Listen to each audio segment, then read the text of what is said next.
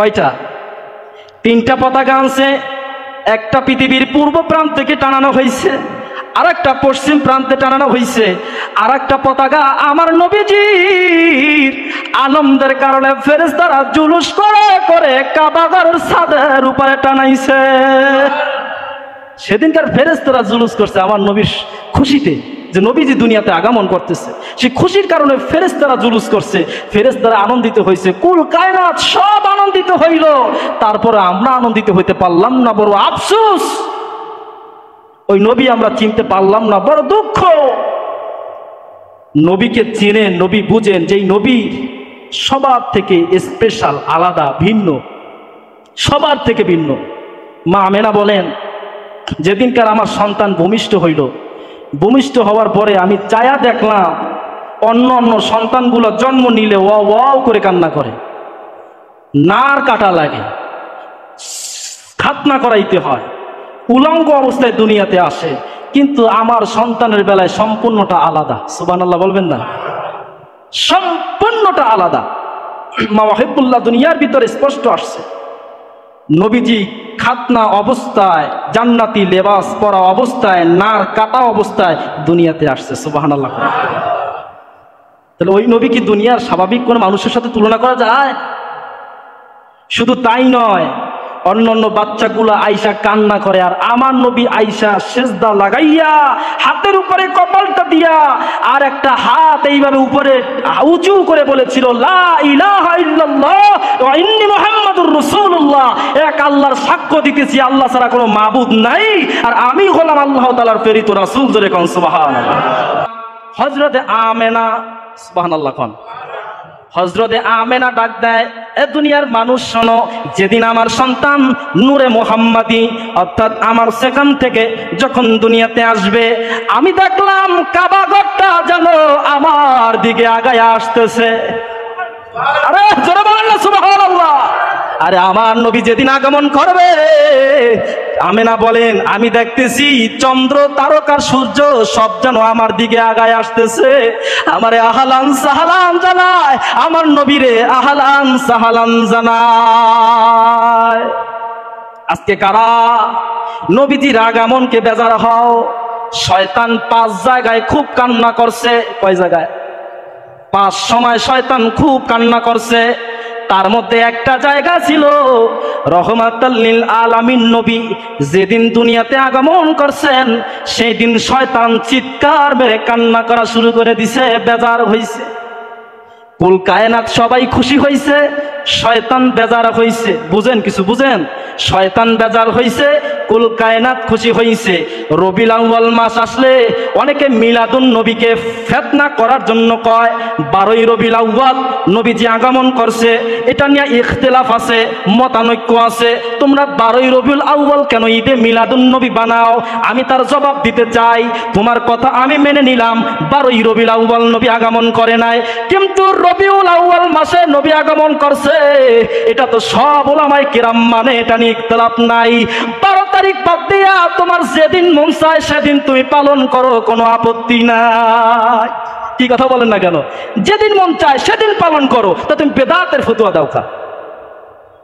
আল্লামা ইবনে কাসির রহমাতুল্লাহ আলাইহি আল বিদায়া ওয়ান নিহায়ার ভিতরে নবীর জন্ম বৃত্তান্ত আলোচনা করতে যায় বলেন, হস্তি বাহিনীর 50 দিন পরে আল্লাহর নবী শুভ আগমন করছেন, অর্থাৎ রবিউল আউয়াল মাসের 12 তারিখে।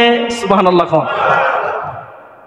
তাহলে বিষয় হলো ভাই, যেমন আমার বিরিয়ানি পছন্দ না, আমি যেখানে দাওয়াতে যাই বিরিয়ানি দিলে একটু বেজা, সাদা ভাত দিবেন খুব খুশি, কিন্তু প্রত্যেকটা মানুষের রুচি এক না। এক আপনার কাছে আবার দেখা যাবে বিরিয়ানি খুব পছন্দ, যেমন আমাদের ঘরে বিরিয়ানি রান্না করলে আমি খাই না, আমার জন্য আলাদা সাদা ভাত আনতে হয়, আর আমার ঘরে বাকি যা আছে সব বিরিয়ানির খুব ভক্ত। তাহলে বিষয়টা হলো মানুষের রুচি কিন্তু সবার এক না। কেউ মিলাদুন নবী মাস আসলে খুশি হয়, আবার কেউ বেজার হয়, ওই যে রুচি এক না। কুকুরের পেটে কোনোদিন ঘি হজম হবে? কথা কয় না, হবে? আলোচনা খারাপ লাগতে পারে, কথা বাস্তব। কুকুরকে যদি আপনি ঘি খাওয়ান, আর পছন্দ থাকবে না, পড়ে যাবে। তা নবীজি যে কত বড় দামি নবী, এটা সবাই চিনবে না আবু বকর ছাড়া, আর আবু বকরের মতো ঈমান ছাড়া কোন নবী চিনতে পারবে না। না, আমার নবী খুব দামি, এটা সবার দ্বারা হজম হবে না, সবাই তার উপরে ঈমান আনতে পারবে না। কারণ কারবালার প্রান্তরে ইমাম হুসাইনের পক্ষে মাত্র ৭২ জন, আর এজিদের পক্ষে কত ছিল? ১০০০-এর উপরে। হাফেজ ছিল, মুফতি ছিল, মুহাদ্দিস ছিল। সেদিন ইমাম হুসাইন বলছিল, তোমাদের ভিতরে কি আমার নানা বাড়ি একটা সাহাবী নাই? আমি নবীজি আওলাদ, আমার প্রতি কি একটু দয়া করা যায় না? তোমাদের ভিতরে কি একজন ইমানদার নাই? কি বুঝলেন? মুহাদ্দিস থাকবে, হাফেজ থাকবে, মুফতি থাকবে, কিন্তু তারপর একদিন কিয়ামত হবে, সেদিন ইমানদার থাকবে না। সেদিন কারো নামাজ পড়বে মানুষ, নামাজের জন্য মসজিদে আসবে, তারপর আল্লাহ কিয়ামত ঘটাবে। অথচ অন্য হাদিসে আল্লাহর নবী বলেন কিয়ামত ততক্ষণ হবে না যতক্ষণ পর্যন্ত একজন মুমিন থাকবে আল্লাহকে ডাকার জন্য। সেই দিনকার মানুষ নামাজ পড়বে, তারপর কিয়ামত হবে। বোঝা গেল ওটা হবে দেখানো মুসলমান, প্রকৃতপক্ষে মুসলমান তারা থাকবে না, যার কারণে আল্লাহ কিয়ামত শুরু করে দেবে। সময় আছে, নবী চিনেন, নবী বুঝেন, ভালো কথা।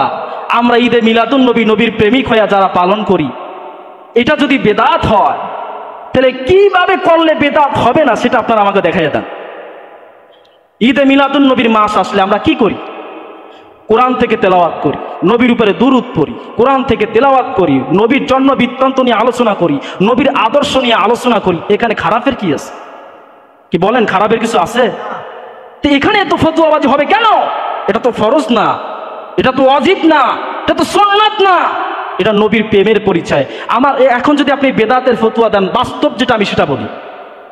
ছোটবেলা যখন আমরা ছিলাম, যখন শবে বরাত, ঈদে মিলাদুন নবী, লাইলাতুল কদর, শবে মেরাজ যখন আসতো, একটা মসজিদে একটা আনন্দ থাকতো এলাকায়, সারা রাত বসে মানুষ আমল করত। ছোট ছোট বাচ্চা আমরা বুঝতাম যে আজকে ধর্মীয় একটা অনুষ্ঠান, শবে বরাত, আজকে ধর্মীয় একটা অনুষ্ঠান, এই দিনে নবীজি শুভ আগমন করছে, আমাদের নবী এই দিনে জন্মগ্রহণ করছে। কিন্তু আমরা এই বেদাতের ফতোয়া দিতে দিতে দিতে দিতে এমন একদিন আসবে যে যেদিনকার আমাদের পরবর্তী জেনারেশন তারা জানবেই না কবে শবে বরাত, কবে মিলাদুন নবী, কবে লাইলাতুল কদর, এগুলো তারা জানবে না, কারণ যে বেদাত। আর এই সন্তানগুলো বাবা মার কবরের কাছে যে দোয়াও করবে না, এমন একটা জামানা চলে আসছে। আর হাদিস একটা পাইলেই জাল বানায়া দেয়। আপনি একটা হাদিস দিবেন, আমি একটা হাদিস দলিল দিব, বলবে কি জানেন যে এটা জাল হাদিস। আরে ভাই, আমি জাল হাদিস দিয়ে যে হাদিস দিই, নবীর হাদিস দেখাইছি, তুমি যদি এটাকে নাজায়েজ প্রমাণ করতে চাও তোমাকে দলিল দিতে হবে। তোমার মুখের চাপার উপরে কোনো জিনিস নাজায়েজ হবে না। শরীয়তের নিয়ম, মুসলিম হাদিসের নিয়ম হলো, যদি আপনি হালাল করতে চান দলিল দিতে হবে, হারাম করতে চান দলিল দিতে হবে, দলিল ছাড়া কোনো কথা হবে না। তাই হাজিরিন, আমি যেই কথা বলতেছিলাম যে আমার নবীজির আগমন, এটা আমাদের জন্য খুশির সংবাদ। মা আমেনা বলেন, যেদিনকার রহমাতুল লিল আলামিন দুনিয়াতে আগমন করেছিলেন, জান্নাত থেকে হুর আমার চারপাশে গোল হয়ে বসে রয়েছে। মা হাওয়া আসছে, বিবি মরিয়াম আসছে, মা আসিয়া আসছে, সবাই আসছে, আমাকে সান্ত্বনা দেয়, আমাকে জিজ্ঞাসা করে, কত কথা বলে, কত প্রেমের আলাপ করছে। খোদার কসম, নূরে মুহাম্মাদি যে আমার গর্বের ভিতরে ছিল আমি অনুভবই করতে পারি নাই। সুবহানাল্লাহ। সেই দিনকার আমি দেখলাম একটা নূর আমার ভিতর থেকে বের হয়ে গেছে। সেই নূরের আলোকে পৃথিবীর পূর্ব প্রান্ত থেকে পশ্চিম প্রান্ত পর্যন্ত সব আলোকিত হয়ে গেছে। শুধু তাই নয়, সেই নূরের আলোতে শ্যাম দেশের বড় বড় প্রসাদগুলো দেখছি, স্পষ্ট ক্লিয়ার দেখা যাচ্ছে। সুবহানাল্লাহ। এর জন্য আল্লাহ কোরআনে বলছে, আদ জাআকুম মিনাল্লাহি নূরু ওয়া কিতাবুম মুবিন। আল্লাহ বলেন, আমি তোমাদের মাঝে নূর পাঠাইলাম, নূর। হাদিসে আব্বাস রাদিয়াল্লাহু তাআলা বলেন, কদ জাআকুম মিনাল্লাহি নূর হুয়ান নবী সাল্লাল্লাহু আলাইহি সাল্লাম। তাফসীর ইবনে আব্বাসের ব্যাখ্যা, এখানে নূর বলতে আল্লাহ পাক তার নবীকে বুঝাইছে। সেই নূরটা কেমন নূর গো? সেই নূরটার কারণে কুল কায়নাত থেকে সব খারাপ চলে গেছে, আমার নবীর নূরের আলোকিত দিয়া ইসলাম কায়েম হয়েছে। আমার নবী নূর নিয়ে আসছে, আলো নিয়ে আসছে, ইসলামকে সাজাইছে সুন্দর বাগান। মা আমেনা বলেন, সেদিনকার 3টা পতাকা টানানো হয়েছে। 3জন ফেরেশতা দুনিয়াতে আসছে, 3টা পতাকা আনছে। সেই সময় নবী নিজের সাক্ষ্য নিজেই দিয়েছিলেন, নিজের রিসালাতের সাক্ষ্য নবী নিজেই দিছে যে আমি হলাম আমার নবীর প্রেরিত রাসূল।